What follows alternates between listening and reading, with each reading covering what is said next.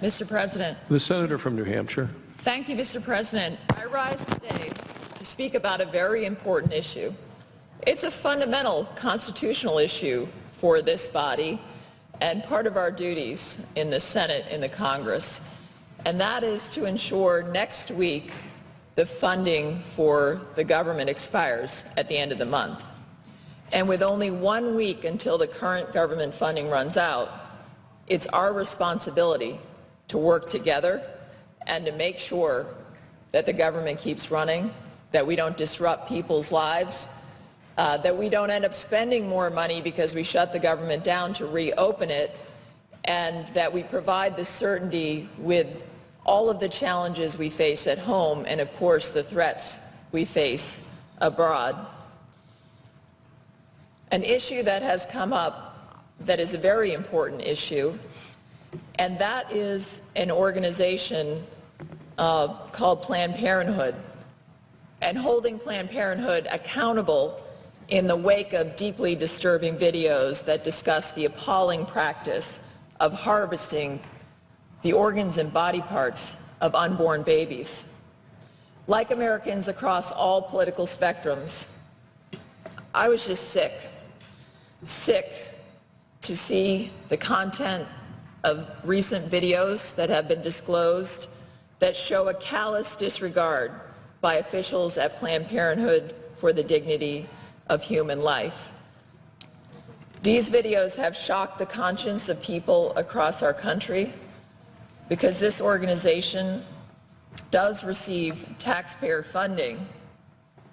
I understand why we have had an important debate in this body about redirecting this funding because of Planned Parenthood's actions and fully investigating what was revealed in those disturbing videos that showed the practice of the harvesting of organs and body parts of unborn babies. So I support the efforts of the Judiciary Committee to investigate these disturbing videos.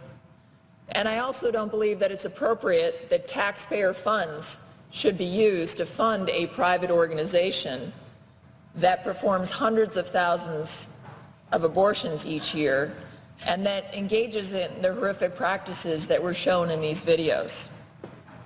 That's why last month I joined a bipartisan majority of senators in voting to redirect federal funding from Planned Parenthood to community health centers that provide women's health services, including mammograms, cancer screenings, and contraceptives. In New Hampshire, there are more than 30 community health centers compared to 5 Planned Parenthood clinics. But when we had this debate and vote on the Senate floor, we only received 53 votes in favor of redirecting this money from Planned Parenthood to community health centers to provide women's health services, falling well short of the 60-vote threshold required to advance this legislation in the Senate. Yet despite already having a vote on this that failed the 60-vote threshold of the United States Senate, there are some that are pushing to attach this issue to the funding of the government. Even though when we had the vote here, we didn't have the votes to get it passed in the United States Senate, and even though the President himself has explicitly said that he would veto any bill that prohibits funding from Planned Parenthood or redirects that funding to community health centers. In fact, the President is so dug in on funding for Planned Parenthood that he's prepared to let the government shut down over it. And those who are pushing this strategy saying we should go forward with it anyway, they've not explained how we would obtain 67 votes in the United States Senate. When we had the vote on it, we only received 53 votes, not even enough to advance the legislation in the United States Senate, which requires 60. The president certainly knows that we don't have 67 votes in the Senate to override his veto. Those who are pushing the strategy, nevertheless, to attach this to the government funding bill, this issue of redirecting the funding, also know that there aren't 60 votes in the Senate, never mind 67 to override a presidential veto. So the result is here that if we pass the bill, even if we could get to the 60 votes, the president is sure to veto it, and the 67 votes aren't there to override his veto. And in the end, we are heading toward an imminent government shutdown if this is not resolved. And everyone who looks at this issue knows what the reality is of where the votes lie. In fact, those on my side of the aisle who have been pushing the strategy of pass the bill, send it to the president for his veto, I've asked them the question, let's assume we can get the 60 votes to do that. First of all, how do we get those 60 votes? I haven't received an answer to that question. And then I've asked the next question, even if we could get those 60 votes to pass it out of the United States Senate and to send this to the president's desk with a government funding bill that redirects the money to Planned Parenthood over his opposition, and he vetoes it, where do the 67 votes come from? And I've not received an answer to that. So I'm here on the floor today to say I'm tired of the political games. I'm tired of the president's game on this, that he's so dug in on this issue that he would be willing to let the government shut down. I'm tired of the people on my side of the aisle who are pushing this strategy even though they know they don't have the votes to have it pass the United States Senate, and they certainly don't have the votes to override a presidential veto. And so therefore they can't answer the question, what's the end game for success here, even if you feel as passionately about these issues as we all do. And so here we are again with both sides and the political posturing. And I don't want to play this game anymore. I think it's too important that we not relive the movie of where we were in 2013 when the government shut down, because I asked the very same question then when the issue was defunding Obamacare. I asked the question, how does this end? How does it end successfully to defund Obamacare? How does it end without shutting down the government? And I never received an answer then, and I haven't received an answer now from those who are pushing this strategy. And we saw the movie in 2013, and I don't think we should relive that movie. Let's remember what happened. When you shut the government down and you reopen it, it actually costs you more money. So if you care about the fiscal state of the country, let's not waste money shutting the government down with no result. You think about the economy and the disruption in people's lives. I remember my constituents calling me on the phone because I was answering my phones, and I remember people who saved for years for a family vacation to our national parks and could not participate in that family vacation and lost the money they had sunk into it for years in their family savings for their big family vacation because people were pushing to keep the government shut down even though they had no strategy for achieving a result on it. And I remember the uncertainty and the hardship for working families, our military, even though we keep our national security piece open during a government shutdown, there's so much uncertainty about who that covers and who it doesn't. And when we look at the threats we're facing around the world right now, we do not need uncertainty when it comes to those who at home on the law enforcement end keep us safe, on our intel, on our military, and all the civilian workforce that supports them and makes sure they can do their job every single day. The bottom line is 2013, we didn't get a result. Funding for Obamacare continued. The government was shut down. It cost us more money, the disruption. And we never got an answer then for how that would end successfully.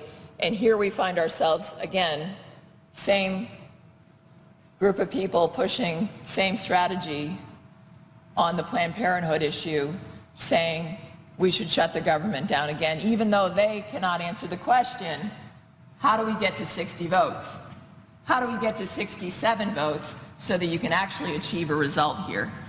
And I think the answer is they don't know the answer, because we all know where the votes are, and it's not going to happen. So I'm here on the floor because I feel strongly that I agree with the national right to life on this. In a recent op-ed, the National Right to Life rightly points out that pursuing this shutdown strategy could actually undermine efforts to hold Planned Parenthood accountable, primarily by shifting public attention to the political blame game that would result inevitably from the shutdown. The National Right to Life also cited a study by the Nonpartisan Congressional Research Service that found that the majority of federal funds flowing to Planned Parenthood would not even be temporarily interrupted if the government shut down, because the funds flow from mandatory spending programs like Medicaid rather than the congressional funding process, which is what is the discretionary spending piece, which is impacted by what we will vote on the continuing resolution. Again, this was the same issue that actually came up in 2013 when it came to the tactic of trying to defund Obamacare without a strategy for success. Right now, we're playing a game of chicken, and it's a dangerous game. We already know, as we stand here, where the votes are, what it takes to keep the government open, and yet, as I understand it, we're going to be taking another vote on Thursday so that we can show the proponents of those who are again seeking to attach the Planned Parenthood redirecting of funding issue to the government funding bill that, guess what, we already know the answer to. We don't have the votes. We're not going to get to 60 in the United States Senate.